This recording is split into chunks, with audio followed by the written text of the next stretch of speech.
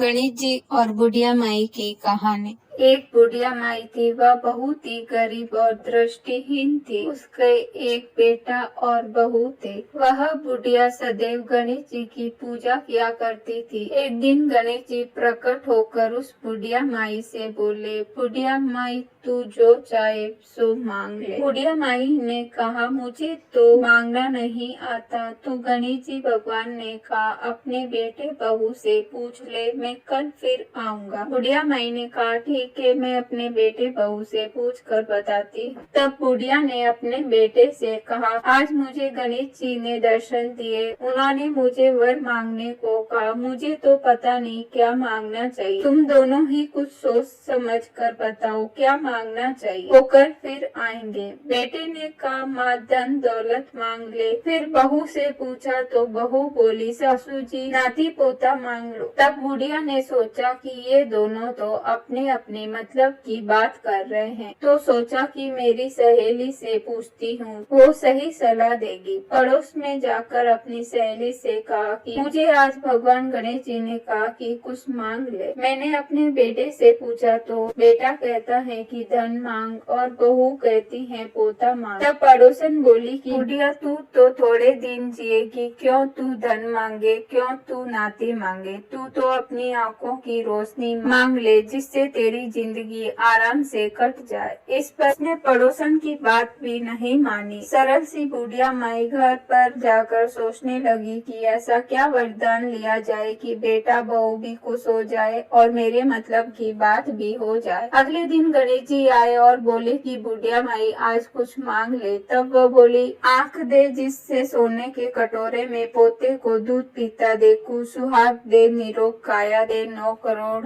की माया दे, बेटा पोते पर पोते, दुनिया में भाई भतीजे सारे भरे पूरे परिवार को सुख दे, मोक्ष दे। तब गणेश जी बोले कि माई तूने तो मुझे ठग लिया और सब कुछ मांग लिया। और मुस्कुराते हुए बोले, परंतु जैसे तूने कहा सब वैसा ही होगा। और यह कहकर गणेश जी अंतर्ध्यान हो गए। उधर बुढ़िया माई ने जो कुछ मांगा वह सब मिल गया। हे गणेश जी महाराज, जैसे उस बुढ़िया माँ को सब कुछ दिया वैसे सबको देना। जय गणेश जी महाराज की। पाल पटवारी माता और गणेश जी की कहानी। एक बार पटवारी माता पाल और विनायक जी में झगड़ा हो गया। सब आपस में स्वयं को बड़ा बताने लगे। इतने में एक ब्राह्मण का लड़का आया। पाल पटवारी गजानन जी ने उसे रोका और कहा, लड़के रुक और हमारा न्याय कर। लड़का बोला, मैं कल वापस आऊंगा तब न्याय करूंगा। घर आकर लड़के ने माँ से कहा, माँ मुझे कल पाल पटवारी माता विनायक जी का न्याय चुकाना है। तो माँ ने कहा, बेटा सबको बड़ा बता देना। दूसरे दिन लड़का वहाँ गया। बोला, पाल माता आप बड़ी हो, क्योंकि हर व्यक्ति आता है और स्नान ध्यान करके शुद्ध होकर जाता है और आप सबकी रक्षा करती हैं। हे पटवारी माता आप सबसे बड़ी हो, क्योंकि कितने भी तीर्थ धर्म ध्यान कर ले पर आपकी पूजा किए बिना उनका कार्य पूर्ण नहीं होता। आप जीवित को भी तारती हैं और मरने के बाद भी उद्धार करती हैं। पटवारी माता पद की धरानी, इसलिए आप बड़ी हो।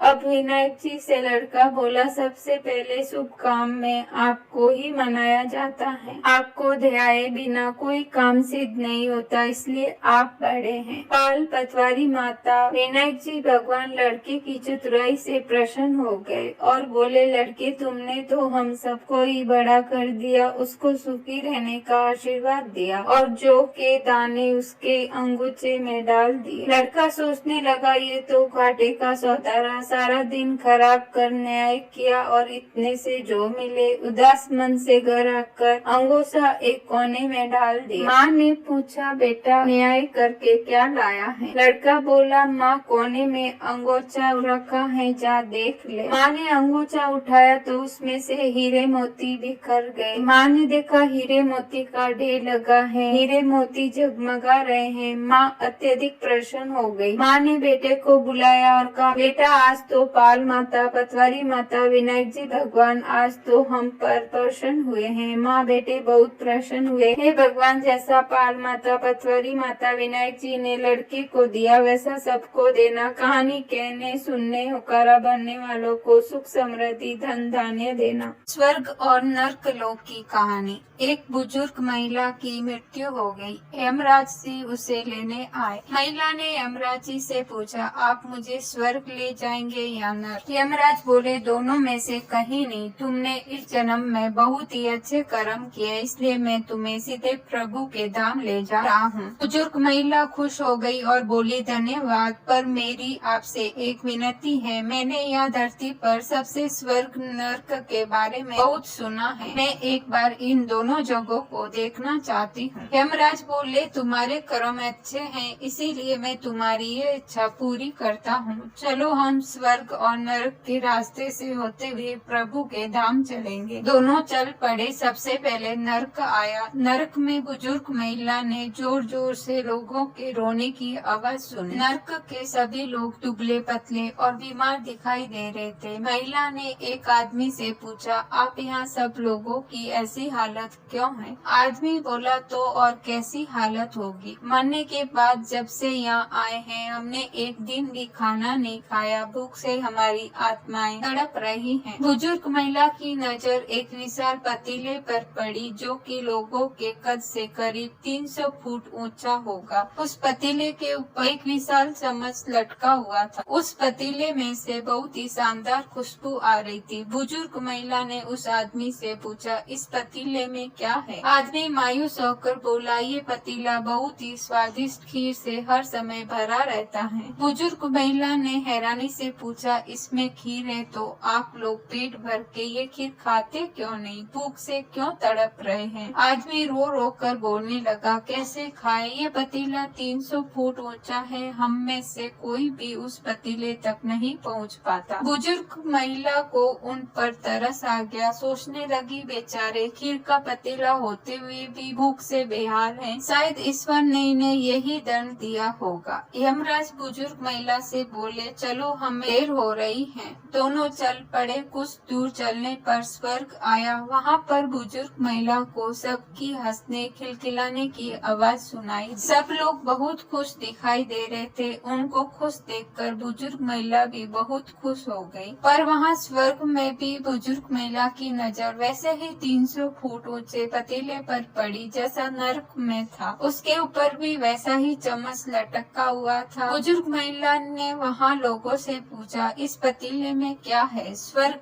के लोग बोले, इसमें बहुत स्वादिष्ट खीर है। बुजुर्ग महिला हैरान हो गई। उनसे बोली, पर ये पतीला तो 300 फीट ऊंचा है, आप लोग तो इस तक पहुंच ही नहीं पाते होंगे। उस हिसाब से तो आप लोगों को खाना मिलता ही नहीं होगा, आप लोग भूख से बेहाल होंगे। पर मुझे तो आप सभी इतने खुश लग रहे हो, ऐसा कैसे? लोग बोले, हम तो सभी लोग इस पतीले में से पेट भर के खीर खाते हैं। महिला बोली, पर कैसे? पतीला तो ऊंचा है। लोग बोले, तो क्या हो गया, पतीला ऊंचा है तो यहाँ पर कितने सारे पेड़ है। ईश्वर ने ये पेड़ पौधे नदी झरने हम मनुष्यों के उपयोग के लिए ही तो बनाए हैं। हमने इन पेड़ों की लकड़ी ली, उसको काटा, फिर लकड़ियों के टुकड़ों को जोड़ के विशाल सीढ़ी का निर्माण किया। उस लकड़ी की सीढ़ी के सहारे हम पतीले तक पहुँचते हैं और सब मिलकर खीर का आनंद लेते हैं। बुजुर्ग महिला यमराज की तरफ देखने लगी। यमराज मुस्कुराए बोले, ईश्वर ने स्वर्ग और नरक मनुष्यों के हाथों में ही सौंप रखा है। चाहे तो अपने लिए नरक बना ले, चाहे तो अपने लिए स्वर्ग। ईश्वर ने सबको एक समान हालातों में डाला है। उसके लिए उसके सभी बच्चे एक समान हैं। वो किसी से भेदभाव नहीं करते। वहाँ नरक में भी पेड़ पौधे सब थे, पर लोग खुद ही आलसी हैं। उन्हें खीर हाथ में चाहिए। वो कोई कर्म नहीं करना चाहते, कोई मेहनत नहीं करना चाहता, इसीलिए सब भूख से बेहाल है। यही तो ईश्वर की बनाई इस दुनिया का नियम। जो कर्म करेगा, मेहनत करेगा, उसी को मीठा फल खाने को मिलेगा। अर्थात स्वर्ग एवं नरक आपके हाथ में ही है। मेहनत करे,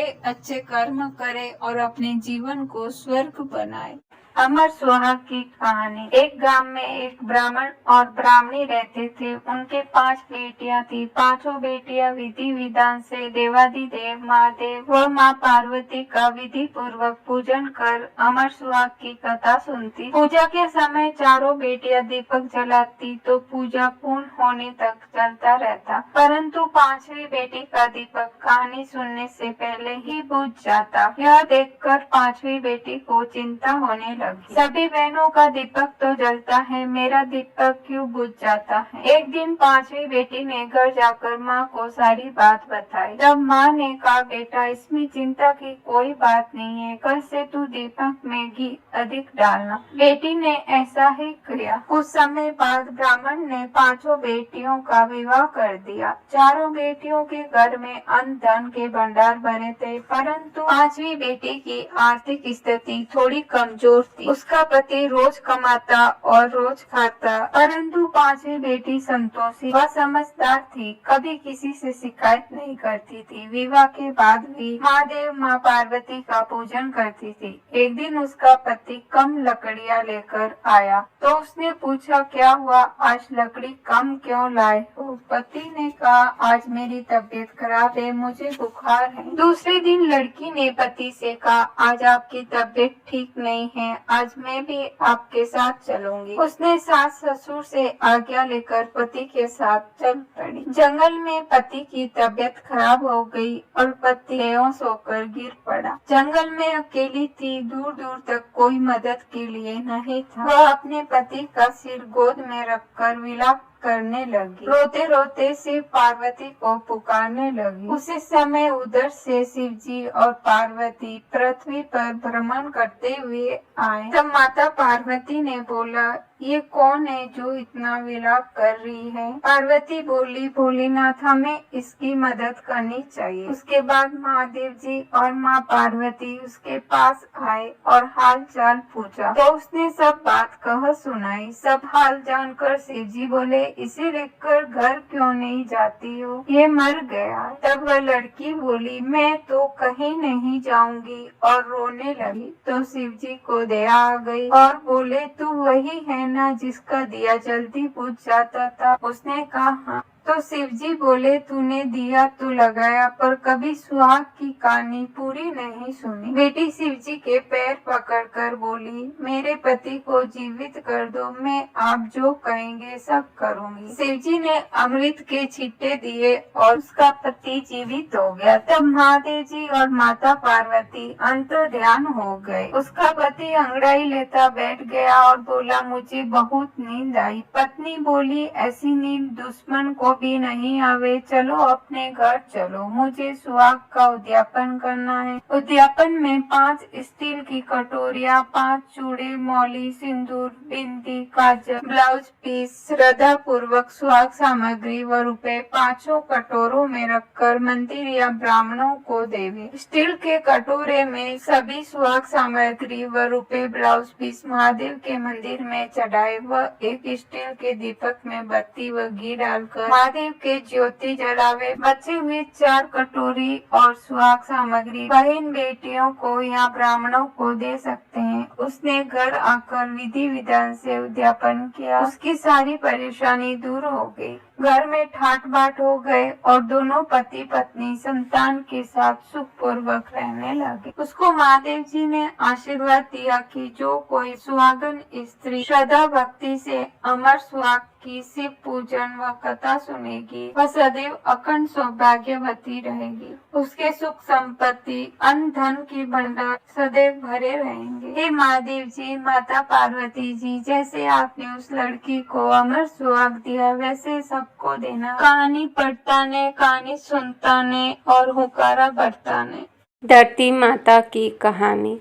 प्राचीन समय की बात है। एक गांव में एक माँ और उसका बेटा बेटी रहा करते थे। माँ गरीब थी, वह मजदूरी करके अपने परिवार का पेट भरती थी। धीरे धीरे दिन गुजरते गए और बच्चे बड़े होने लगे। बेटी शादी के योग्य हो गई। तब माँ बूढ़ी हो गई। माँ ने अपने बेटे से कहा कि बेटा, तेरी बहन शादी के योग्य हो गई है, इसीलिए तेरे जैसा घर वर देख देखकर उसकी शादी कर देना। ऐसा बोलकर माँ तो कुछ दिनों बाद मर गई। उसका भाई गांव में घूमा लेकिन बहन के योग्य पति नहीं मिला। वह घूम घूम कर थक गया। एक दिन सोचने लगा कि मेरे जैसा तो इस दुनिया में कोई नहीं है, इसीलिए मैं ही इससे शादी कर लेता हूँ। ऐसा सोचकर वह चुनरी और शादी के लिए सब सामान ले आया। तब उसकी बहन ने पूछा कि भाई तुम यह सब सामान क्यों लेकर आए हो? तब उसके भाई ने कहा कि बहन यह सब सामान तुम्हारी शादी के लिए लेकर आया हूँ। गांव वालों ने बहन से कहा कि तुम्हारा भाई ही तुमसे शादी करने वाला है।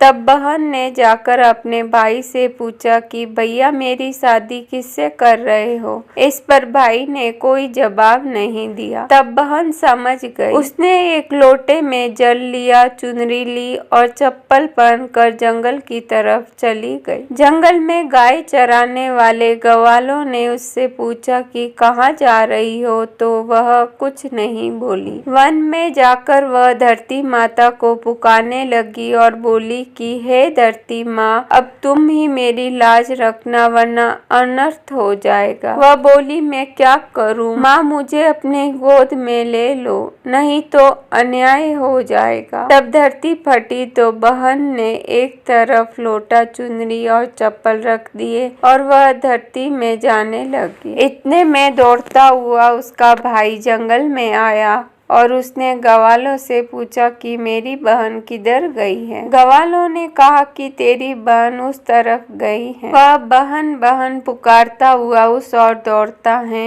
तब वह देखता है कि बहन धरती में समा रही है। यह देखकर वह बहन को पुकारता हुआ उस तरफ दौड़ता है। तब तक उसकी बहन धरती में समा चुकी थी। केवल थोड़े से ही बाल दिखाई दे रहे थे। वह बहन के बालों को मुट्ठी में पकड़ रोने लगा। बहन तू सत्य के लिए धरती माँ की गोद में समा गई। मेरी बुद्धि भ्रष्ट हो गई थी। माँ का वचन निभाने के लिए मेरे जैसा कोई वर नहीं मिला, इसीलिए ऐसा विचार आया। ऐसा बोलकर वह जोर जोर से रोने लगा। पर धरती माँ ने सत्य के लिए बेटी को अपने में समा लिया। जो बाल बाहर थे वे दो बन गए। इसीलिए औरतें धरती माता की कहानी सुनती हैं और चुनरी, चप्पल, लोटा, बर्तन में हरी मूंग और लड्डू कुंवारी कन्याओं को देती हैं। जो भी धरती माता की कहानी सुनता है, धरती माता उसको सुखी रखेगी। हे धरती